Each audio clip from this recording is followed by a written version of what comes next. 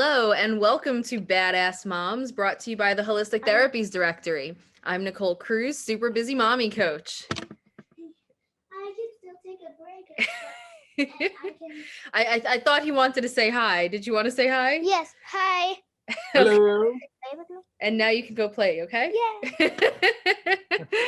He did his job. He did his job. He was really excited for that. He's been asking me about it for like 30 minutes. But yeah, so Nicole Cruz here, super busy mommy coach. I am so happy to have Sifu Greg Pichardo here with me today. Before I start talking with him though, I want to remind you that I still have one spot left for one-on-one coaching. And so if any of you are interested, these pop up every now and then because I take on a very limited number of one-on-one clients. Shoot me a direct message on Instagram or Facebook at Super Busy Mommy Coach, and I will tell you what you need to do to apply.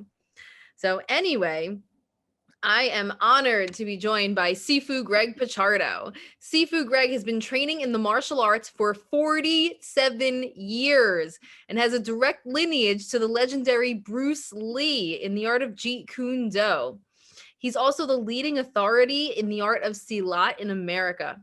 He's the official trainer for the U.S. Navy SEALs, and Sifu Greg continues to have the honor and privilege of training groups such as the NYPD, ATF, FBI, U.S. Marines, Air Marshals, Homeland Security team, as well as average people who love martial arts. So pretty much when the badasses of the badasses need to learn martial arts, they go to Sifu Greg. Welcome. Thank you. Yeah. Glad to be. 47 years. So first of all, it looks like you must have started in the womb because Oh, you're so kind. I mean, I did start young, as a young kid. And I've been doing it, really all my life. It's just been part of my life. It's been my passion. it's like a part of who you are at this point. Oh, absolutely. I really can't separate it. That's the thing that sometimes people don't understand. It's not a hobby. It's part of who you are. You can't separate. And guys that are martial artists understand what I'm saying. You can't separate the two. And you live your life as a martial artist. Sometimes people will ask me, do you ever use martial arts? And I go, yeah. Every day. When you're dealing with people, when you're dealing with life in general, using philosophies and strategies that you would do in combat, you're using it in just regular daily life. Yeah, I mean, I've heard other martial artists say the same thing. For the sake of the audience, I've actually known Sifu Greg since I had the gym. Some of you know my backstory. I had a gym with my son's father, and it was, a lot of people don't know that it wasn't just a gym, it was also a dojo. And so there was a huge martial arts side to it, heavy bags and martial arts classes and mats and grappling and everything. And Sifu Greg would come and do these workshops, which is how I had the pleasure of meeting you. And what really struck me the most, and why I have a martial artist on a podcast called Badass Moms, who is not a mom, but why I brought this topic onto the show is because what struck me about Silat is the fact that it's a style that's designed to give people an advantage against bigger and stronger attackers. And we'll get all into that later. But so you've been doing this your whole life. It literally rewires your brain. And I've heard other martial artists say the same thing. It literally affects the way you think about everyday life. It affects the way you perceive the world. I mean, in certain situations, it affects the speed at which you perceive the world. And so give me an idea. A lot of kids start off with hobbies and most of them don't like stick with it and make it a lifestyle like you did. So why do you think for you it became such a central part of who you are? I mean, there's the part of the art, because really when you talk about martial art, there's the martial is the fighting side, the hitting, but the art is also very fascinating. So as you start learning these systems, you also start learning culture as well.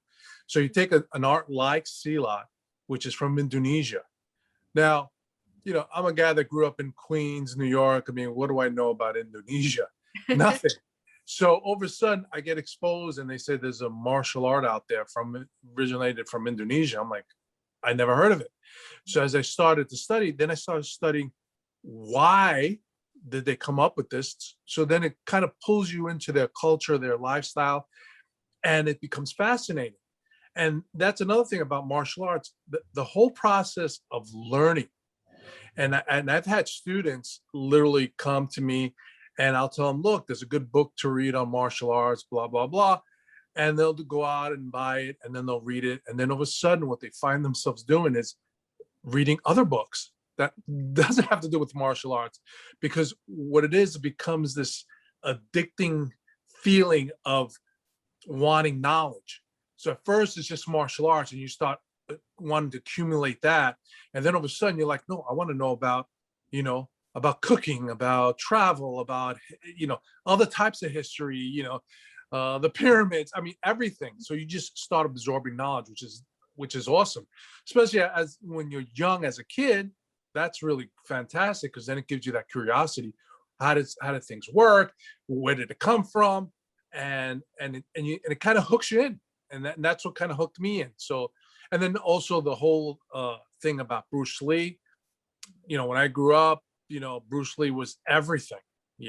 And so he was my hero. So I started following him, never thinking that one day I would be studying his art and meeting his family, being able to train with his students. That was like, a dream. And I realized, sometimes dreams do come true, but what it is you just keep on going after your dream, not knowing where it's going to lead me. And then, one day I'm standing in front of Bruce Lee's widow, and she's talking to me and we're having a conversation, which is something as a little kid would have never imagined it would happen. So that's kind of what kind of hooks you in. And the art itself is constantly giving. I still learn every day. I learn more about the system every day. So it keeps you interested. It's not boring. I love that. I mean, I can totally see how it's a part of who you are. And the link you made to culture is fascinating. I mean, martial arts is pretty much universal. Fighting is like, we don't like to think about it because in our culture, we don't like violence. We try to avoid violence, but fighting is a unit. Like every culture, every time in history has warriors of some. Yeah. We call them soldiers, but every culture has warriors of some type. And there's a style, there's a way that they fight. And it's just, what you said, how it gets into the rest of the culture and how the culture informs the way the style is just fascinating. And I don't know if there are any martial arts nerds who are going to be listening to this. It's a mom's podcast, but let's briefly indulge that a little bit more, and then let's get into how this relates to moms and families. Yeah. It's when you start really looking at it. Also the martial art is a lot of the systems are very close to religion too. So you see that connection of religion. So you have this whole different dynamic. So it's such a, besides just understanding the people and the reason why they do what they do, even what they wear, the clothing, like I know I've talked to you about the sarong in Indonesia, which looks just like a dress. And, most of the women understand what sarong is when they go to the beach. They tie a sarong around their waist. But the reality is in Indonesia, the men wear sarongs. And probably if you look at the world, more men put on a dress than pants. Because if you look at India, you look at Indonesia, you look at Scotland, you look at all these places where they will put on a dress or something that looks like a dress. So, which is interesting, because at first, growing up in America, guys tend to think of dress as for a woman, but when you start going to China and you see these guys wearing a thing that's basically would be a dress here, and it's just the natural culture. So then you kind of open up to things. You kind of go, okay, you know, that's interesting. Food as well. You start looking at food, and you go, you know what? I never had Thai food, and all of a sudden you go, well, you know, my teachers, you know, came from Thailand. He told me about Thai food. So, you know what? There's a Thai food restaurant. Let's go try it out. And he would tell me, look, this is the stuff you need to try. Now I'm exposed to something that I probably would have never been exposed to. So that's another, you know, these are like all these little benefits you get out of just training in martial arts, besides the people you meet, which is really cool.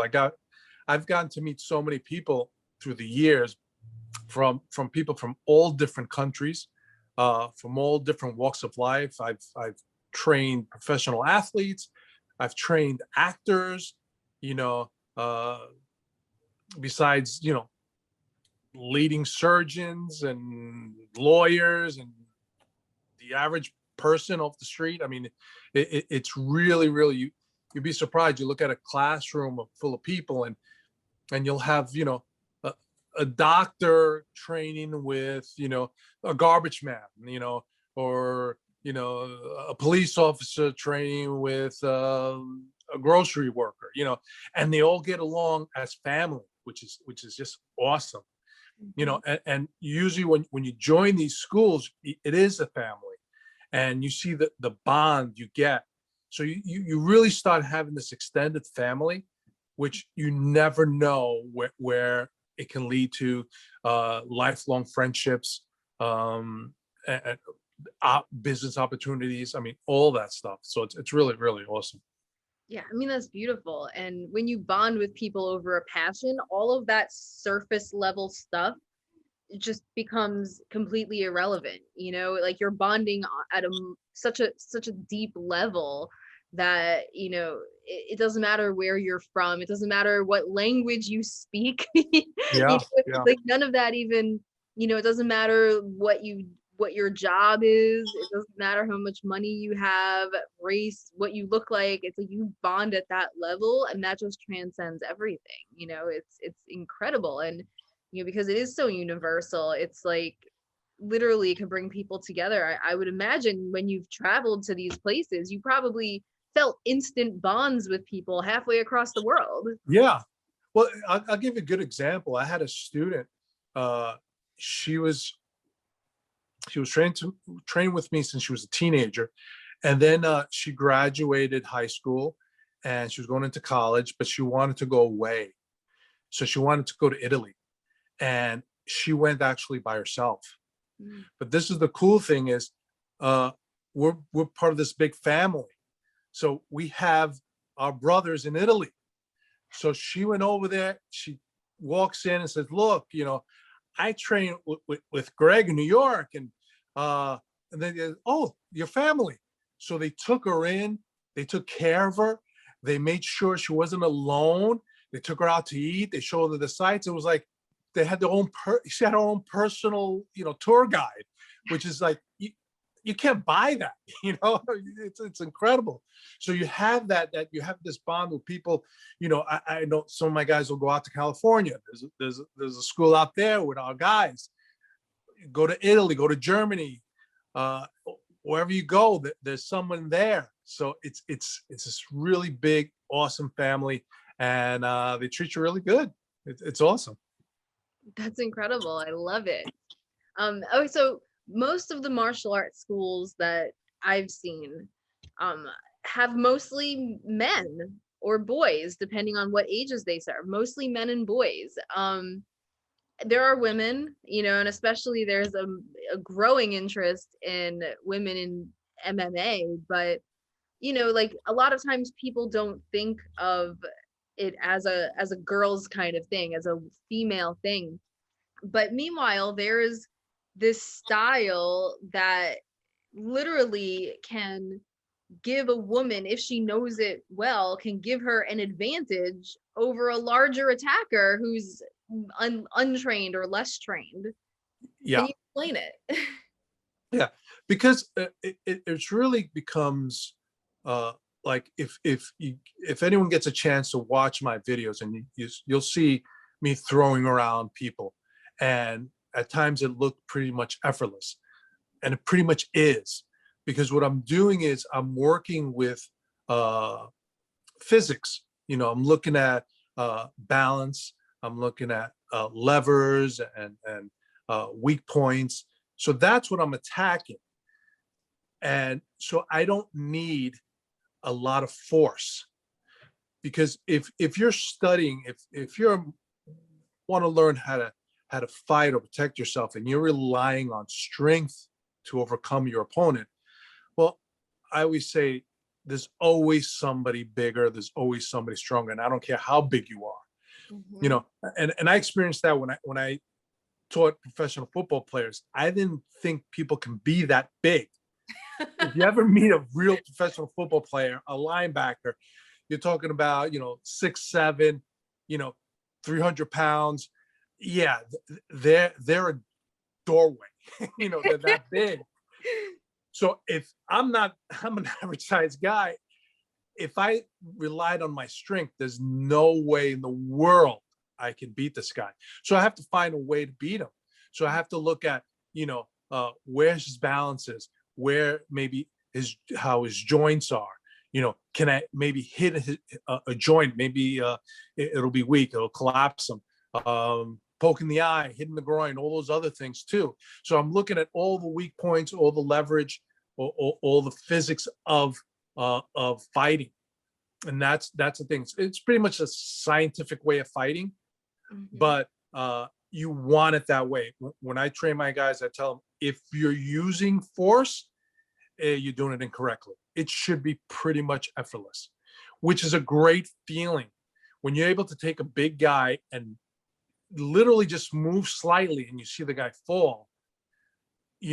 That gives you a tremendous amount of confidence. You don't feel weak, you don't feel vulnerable. And to be honest with you, you walk differently after that, because now you feel, what, I can take care of myself if I have to. And the funny thing is, once you get that confidence, and this is the main thing about having confidence, is you walk differently, people can perceive it differently. So when you're walking down the street, a person will look at you and they go, ooh, there's something about this person, doesn't seem like an easy target. And there's a chance that they'll bypass you and maybe go to someone else. That's the whole idea about being confident. People see it, people feel it. You act differently, even if you don't realize you walk a little straighter. You don't walk with your head down. You're more, obviously you're going to be more alert by training in the art. There's an important thing when you do train. There's two ways of training. When I can teach someone, in a half hour, I can teach them some moves that they can do today, immediately.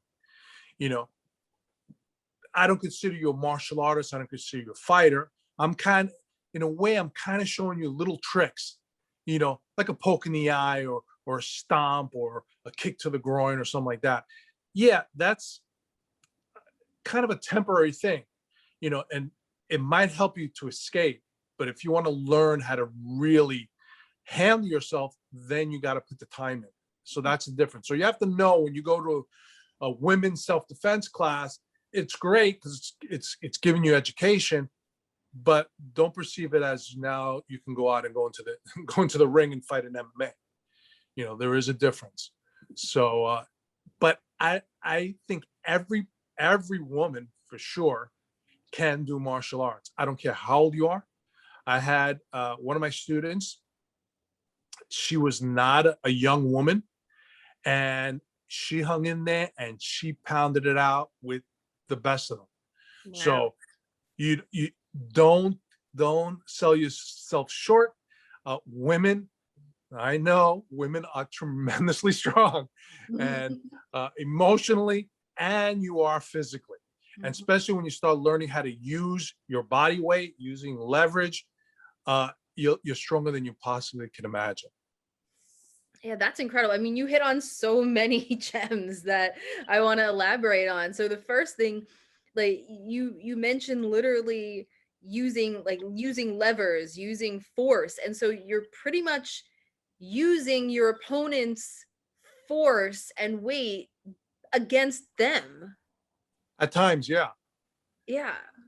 What once I touch you, it could be my hands, it could be my body. Once we have an attachment, my body starts calculating. It calculates my balance, but it's also calculating your balance. So all of a sudden, when we come together, let's say we come together like this, I'm feeling you. I'm feeling your balance. So if we're like this, we're equal. But if I come in and I go like that, see, I'm slightly forward and you're slightly going back. So I know I have an advantage, because for you to get back to neutral, you're going to have to push me back, which you need more force to push me back than if you were here starting at neutral. So that's the whole thing is, basically when I come in, I make sure when I come in, things are like that. So from there, you're starting to fight, not so much me, you're starting to fight gravity. And I'm going to keep on pressuring it and giving more pressure, and you're still trying not to fall, not hitting me, not caring about hurting me. You're caring about falling. So all of a sudden, the fight has changed. And that's the whole basic premise that we're thinking about is when I go in, I don't want you thinking about me anymore. I want you to think about, I don't want to fall. And once I get you there, now I just have to use push you here, push you there, sweep your foot, and you're down. Not hard at all when you start learning how to do it. Wow. I mean, that's incredible. And it sounds more mental than physical in some ways. How do you experience it when you're actually doing it? Well, there's a point, like in the beginning, I tell people there's a lot of thinking, because it's something new. Like anything you do, you have to think about it. You're going to make your mistakes, and then after a while, there's going to be a point that there's no more thought. Some people in martial arts go, no mind. You have no mind. You're not thinking anymore. So what happens, your body just starts reacting. When you think about, what does that mean that my body's just going to react? Well, think about you walking. When you really think about walking, it's one of the hardest things a human does. Yeah. Remember when your son was learning how to walk? How hard was that? He was just falling and falling and falling and falling. But he was persistent, right? So after a while, you learn how to walk. Now, when you walk, you're not thinking, okay, right, left. You're not thinking heel, toe, heel. No, you're not thinking of, go to left, go to right. No, your body automatically catches and it balances you as you're going, and you walk straight as an arrow. And guess what? Even if you trip, what happens? You trip, you catch your step.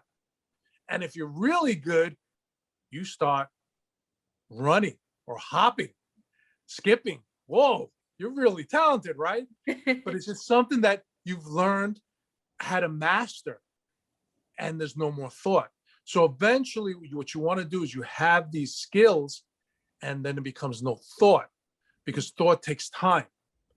So if I have a sensation on my hand, usually a sensation will travel up to my brain and send the signal back to my hand. But when you think about it, that takes time. For an example, if you accidentally put your hand on a hot stove, your first reaction is not to look and go, ow, and pull away. Your first reaction is to pull away and then look. Your reflex took over. Your reaction to protect yourself took over. That's eventually what would happen. Your body will take over. And a lot of times before the actual technique is applied, you will react. I say with every attack or technique, there's a before, a during, and an after. When a person's about to go at you, to escape it, to counter it, it's easy. So let's say if he's going to go choke you, I could just hit his hands away and he's not choking me. Once his hands start placing around my throat, okay, a little more difficult. I can still get out of it, but it just becomes a little more difficult. Now, if he's starting to squeeze, now I start kind of passing out. Now it becomes quite difficult. Still maybe can get out of it, but a little bit more, yeah, there's a point of no return. But the thing is, as you train, as you get familiar, and that's the thing, is really getting familiar with things. You know, I use like movies as an example. You know, you see a guy in a movie, he's like this, and he's like walking towards someone, and the person just sits there and goes, they just stay there and they wait to get choked. You know, it's like, run, go do something. But what really happens is sometimes your body goes into a kind of like confusion. You're not sure what's happening. And I'll give you another good example. One of my students brought this video of street fights, and he showed me these three guys standing in front of one guy, and the one guy punches the first guy, he goes down. He punches the second guy, he goes down. He punches the third guy, he goes down. So you go, okay, the first guy, okay, didn't see it coming. The second guy was surprised. But you figure the third guy should have figured it out by then, right? But there's a point that happens is you see something, you go, huh? What? Is that what? And you're trying to figure out, and that's what happens. Sometimes if you're standing and somebody goes to grab you, your mind starts going into this, am I being attacked? Mm-hmm. Is this for real? Is this, you know, so you kind of like get stiff, kind of freeze. You get that moment that you're kind of freezing. But when you train, what happens is the hands kick in without you thinking, even though you might be going, oh, what's happening? And you find yourself just knocking the person down and going, oh, he was attacking me. You know, that's what you want. You want that, oh, sorry, you know, that type of thing. So that's the whole idea about training and just educating yourself, just understanding that this is an attack and not sitting there going, whoa, what's happening? Mm-hmm. You know, so any little thing you can do, it can literally, it can save your life, Yeah, I mean, that's such a good point about the difference in reaction time. If it is a reflex versus not, that difference can be what saves you, literally. Yeah. Yeah. And you also touched on something else really important. You know, being effective at this allows you to feel safe in the world. You know, like, and how many people are taught, especially women are taught, to fear people around them, right? You know, like if you're a man, I don't care how small you are, I'm sure nobody's told you, oh, I don't know if you should really go out that late by yourself. Why don't you let this bigger guy come with you? But women are told that all the time. Women are told you're a victim, you're an easy target their entire lives, and fear is drilled into women. And, you know, you can choose to, like, whether you believe it or reject it isn't even the point. The point is, if you are fearful, whether you have a reason to fear, whether it's just been drilled into you, whatever it is, this can take away that fear. I mean, that's huge. Imagine being able to live your life feeling like, if I have to, you know, take a train home by myself at 4:00 in the morning, I feel okay with that. I don't feel like I have to, you know, protect myself, because like you said, that body language of, you know, trying to protect, clutching your stuff, looking around nervously, it can make you look like an easy target, and therefore actually increase your chances of being attacked. So this is literally life-changing on so many levels. Internally, not feeling the fear, in a very real sense, appearing less like a target because of the way you carry yourself. I mean, that's incredible. Yeah. It's powerful. It's really powerful.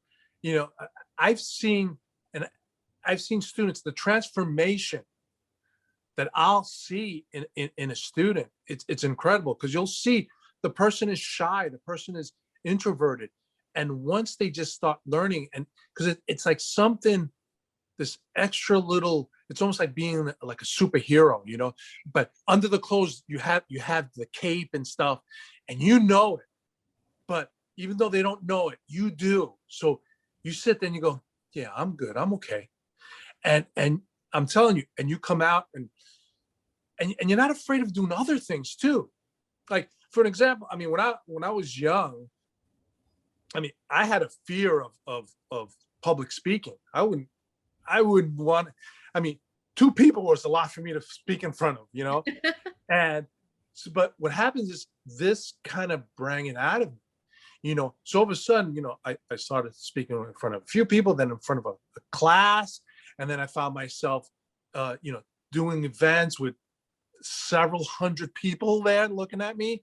You know, I got times that I'm on television, you know, doing stuff and speaking with a big camera in my face, and you know, and I sat back and I go, wow, I never thought I would be here. But Mhm. it's really all the martial arts that's done it. You know, I have to give it credit to just training and learning and giving me this confidence that I don't have a problem going to someone that I don't know. I don't have a problem talking to like a boss, you know, and tell them exactly what I feel. And, you know, some people look at me like, whoa, I'm like, no. This is the way it is, and this is what I believe, and this is it. You know, you don't like it, you know, you can fire me, whatever, you know, but you have that confidence and you go like, I'll take on the world. You know, after a really good class that you really rocked, you leave there and you feel like you're literally hovering over the floor, you know, because you feel like, yeah, let someone come next to me. I feel so sorry for them because I'm taking them, and that's how you feel, and that's the way everyone feels. It's just it because you know, you even if you just go to the gym, even the gym, like after you come out of the gym, you might be tired, but you're pumped, Mhm. you feel good, you Mhm. know. But imagine you feel that pump too, and knowing you can defend yourself as well. Oh my God, it's like I'm telling you, you feel like a superhero. You really do. You You know, kind you can of take on are. the world.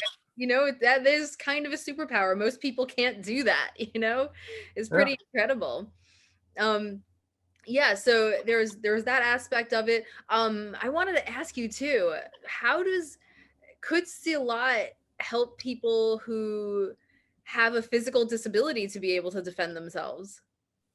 That's actually a great question. Like, actually, like, going back, the history of Silat, one of the teachers, the, I'm not sure if this is exactly true because it's could be folklore, but supposedly the person that one of the styles that I've trained in, the guy had a club foot and had like half an arm, and he was able to fight with it. Wow. And that's the cool thing about what I do and the way I teach. Because I have guys come to me, again, all walks of life, but also they come in with different injuries. So I'll have a guy go, look, I have a bum knee. I messed it up, you know, playing football in college, whatever. Or somebody has a bad shoulder, or somebody has some kind of real physical. I've had people that their eyesight isn't that good, the kind of legally blind, and or any other things. I can tailor things. You can tailor it to fit you. Mhm. So it's like we joke around and we go, uh, if I have a jacket, I have a 42 jacket. It might fit me, but it might not fit you. So what do we have to do? We have to take it in a little bit for you. Maybe my friend over here, well, we're gonna have to let it out a little bit, but it's still okay. So what we do is we'll find a way. So because some people, you know what? Some people are really strong. Some people not so much. Some people are really flexible. Other people not so much. So what you do is we just find the way you're comfortable. Because I'm going to show you, let's say there's a certain attack. I'll show you 10 different ways to defend it. Why 10? Because you might like 5 and I might like the other 5. And if it works for you, it's correct for you. And then the other ones work for me, it's correct for me. So there's no, you're wrong. No, This is what I like. This feels good to me. I can perform it. I can't kick high. So I'm gonna, oh boy, I'm gonna give you such a kick in the shin that you're gonna be thinking about me for a while. And that's fine. And that's fine. So it doesn't matter. I mean, I've taught guys sitting down in a chair how to fight in the chair. So if you're in a wheelchair, yeah, you can fight. Or if you're just sitting down at the desk, you can fight.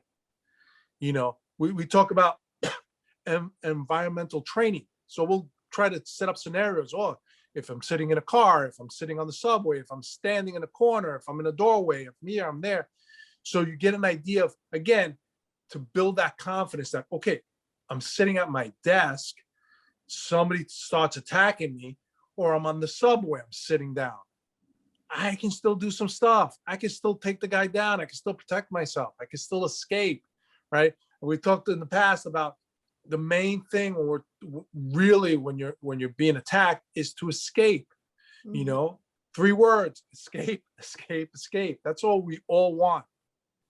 I personally can take care of myself. I don't want to fight. I never want to fight.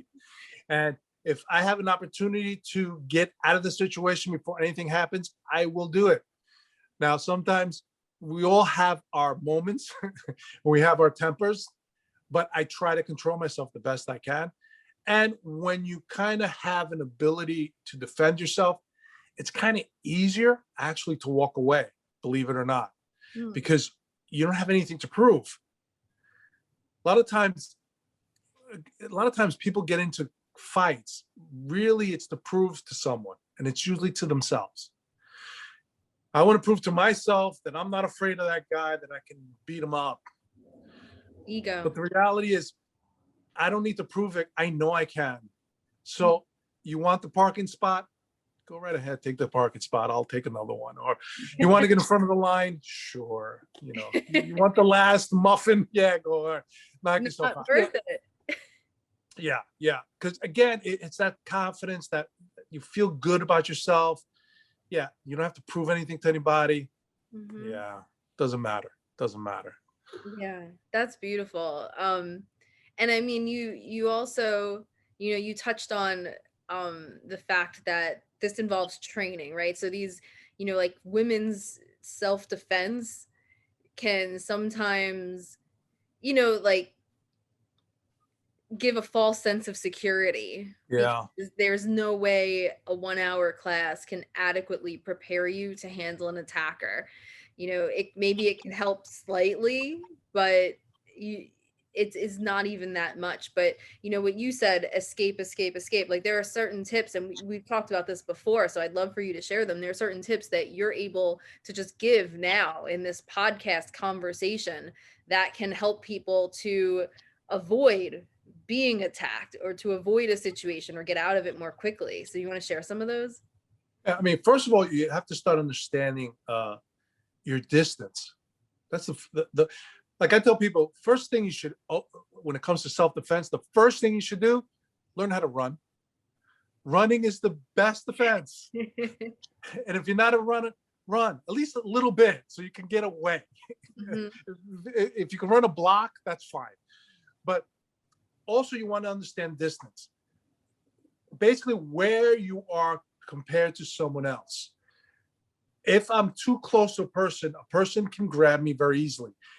Distance is our friend. So the more distance I have from someone, the person has to move more toward me. Once I see that movement, I can escape. I have a better shot of escaping from there. If the person's really close on top of me, yeah, he just has to just put his hands on me and he got me. So if I can keep some distance, and sometimes it's a simple thing of just putting your hand out like this. You know, sometimes you have this with your hands up. I tell guys, even if you're in a confrontation, you know, and you're talking, make believe you're a person that talks with their hands. Oh, please, you know, because having your hands up is protecting you. Because if they throw a punch or try to grab you, these are in the way. So just having your hands up is a big thing. You could be rubbing your hands, you could be touching your face, you can just have them up.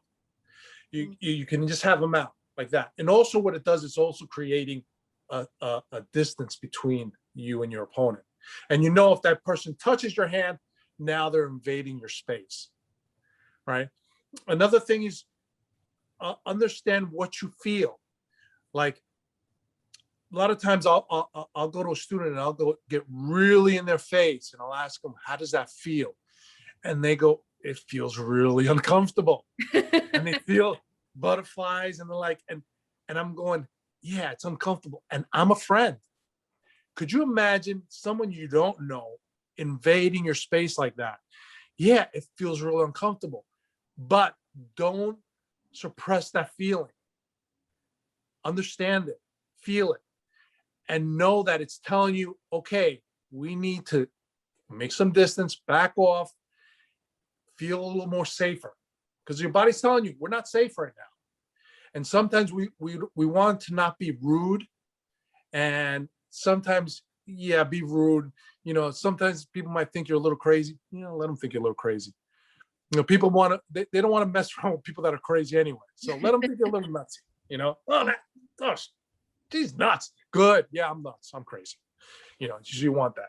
So you want to keep that distance. You want to understand your environment, right? Let me see what else.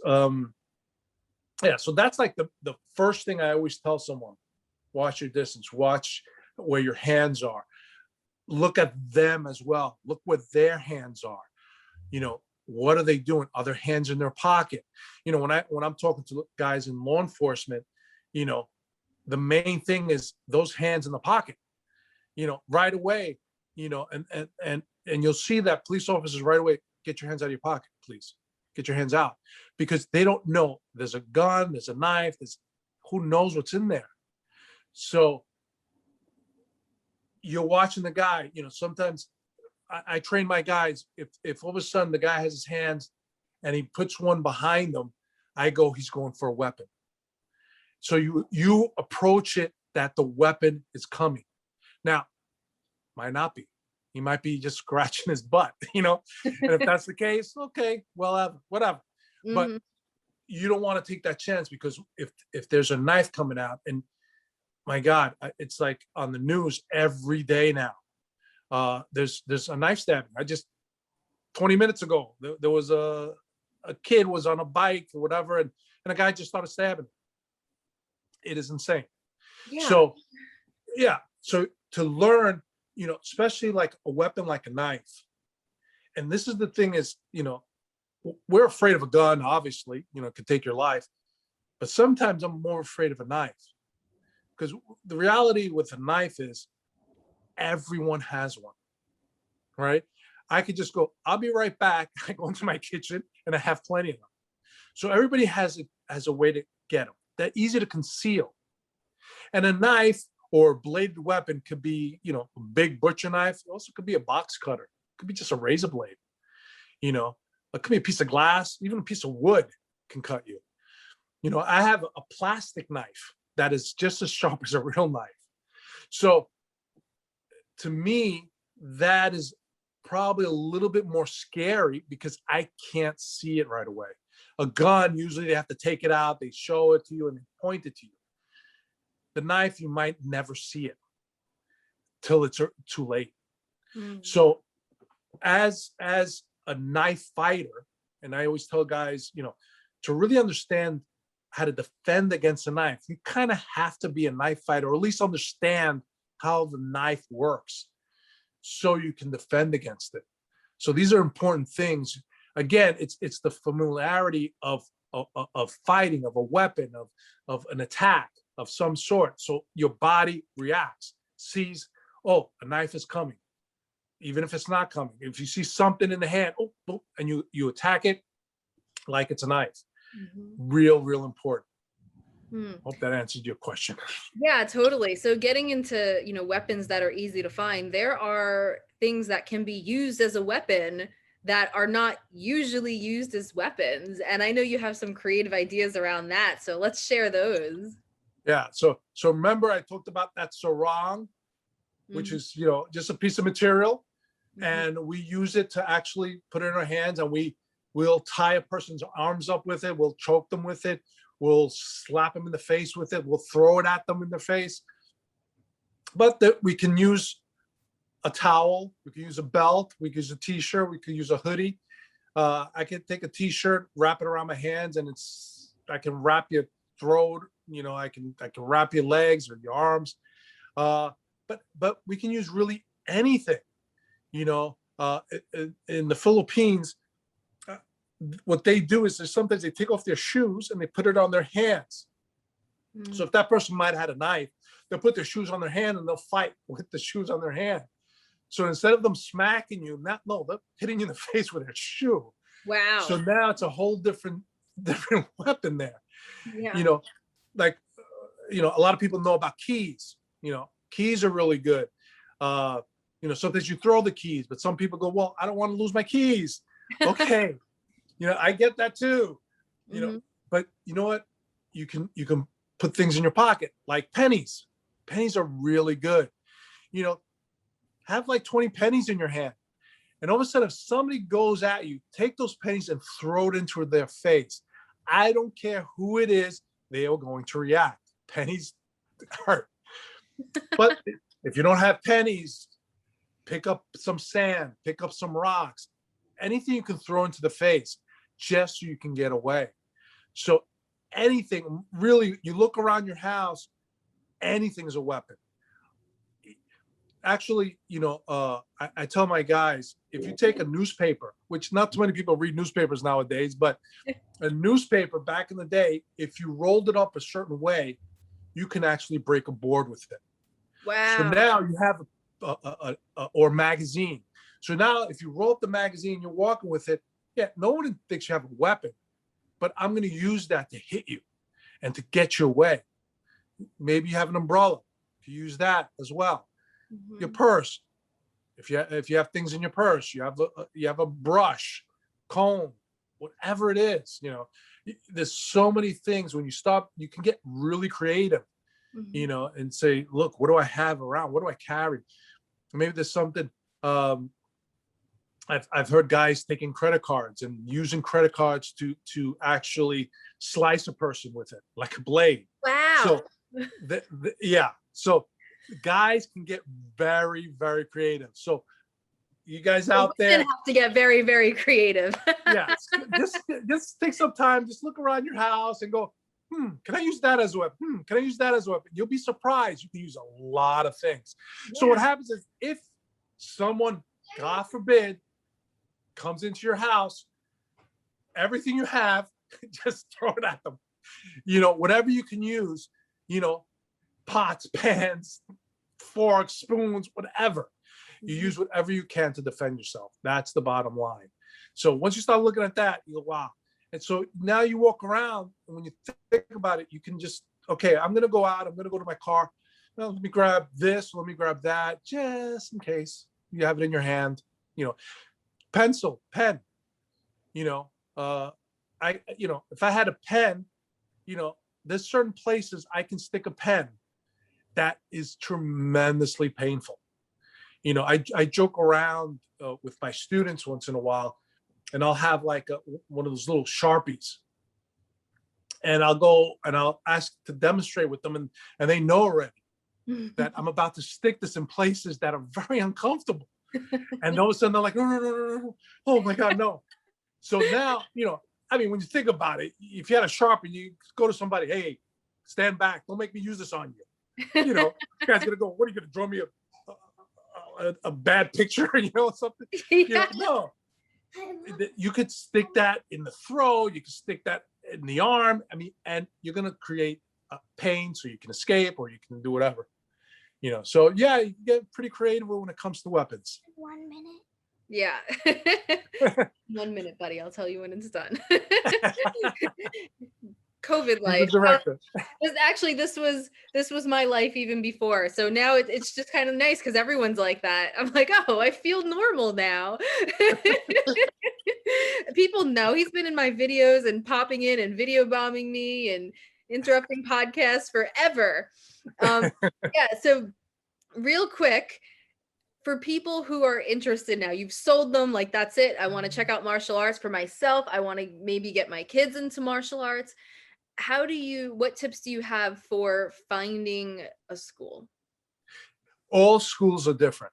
You have to see what they might specialize in. Go to a school. Don't join a school because it's just convenient for you, that it's down the block from you. Go sit in the class, watch the way the instructor interacts with the students. If it's for you or for your child, see the way they're responding. Then come back a second day. Don't take that first day. Maybe he had a great day, or maybe he had an off day. Both ways. You go there, you sit, ask questions, ask tons of questions. It's okay. I owned the school. I didn't mind someone asking me questions. Ask them about, how long they've been in business. Where did they train? Who do they train with? That's all legitimate questions. You're not being a pain. Don't use price as to determine if you're going to put the kid in that school. Sometimes you can find a school that's inexpensive, that's very good, but also you can find a place that's really expensive and not very good. So you really have to do your homework. Don't be lazy on this, because the benefits will definitely outweigh any hassle you have to go through. I mean, I've had guys literally come to my school several times researching, and they would research other schools before they joined my school, which made me happy, because then I knew that they did their homework and they're happy to be with me. And it made me feel good because they chose me, so you're not going to make a person feel bad. And if they do feel bad, you probably don't want to be there anyway. So you want to do that. If you could take a class, or have your child take a class, a free class, do that. See if it's for yourself, what do you want out of it? Are you a person that wants to get, there might be somebody out there that wants to go into the ring and fight, right? Then you find a place that trains fighters. If you just want to go to a place that teaches some self-defense, okay, then you go to a place like that. Because if you're going to want to learn some self-defense and they're teaching you how to fight in the ring, then you're throwing your money away. And you're going to be discouraged, and you're not going to want to go, and you just wasted your time.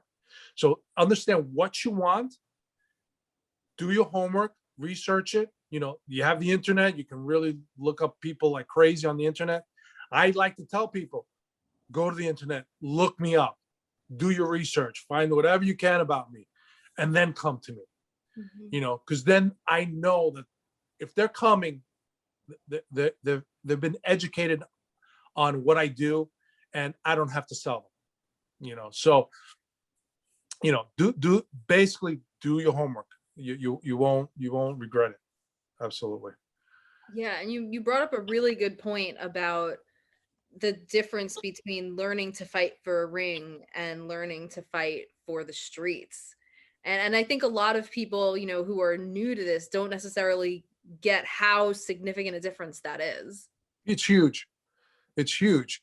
Because when you really think about it, if you're training for the ring, you're becoming a professional athlete, but also the skills you're learning is to fight someone basically your weight. When you're fighting them, that it's probably not going to end in death. There's going to be a ref there, and there's rules. There's no weapons. It's only one guy. It's not multiple guys. But when you're learning self-defense, it's a whole different frame of mind. Now I'm worried about, because it's most likely going to be a surprise attack. I got up that morning not knowing it was going to happen. I don't know how big this guy is. Is he going to take out a weapon? Is his friends going to jump in? All the totally different factors. And there's a chance of death. So I know, I have to, if I'm in a ring, I really don't want to hurt the guy. I just want to win the match. And they're not going to try to gouge out your eyes. Like, there are literally rules against how and what kind of maneuvers they can use. And so if you're not used to it, you won't be prepared. Because, I'll get some guys that train in sport and they'll go, well, I can adapt. No, remember we were talking about reflexes and stuff? The way you train is the way you fight. That's it. Because when you're under stress, you're going to just, only the natural stuff that you've been training is going to come out. You're not going to be able to think about all these intricate stuff or changing something. No, the way you were trained, it's just going to come out.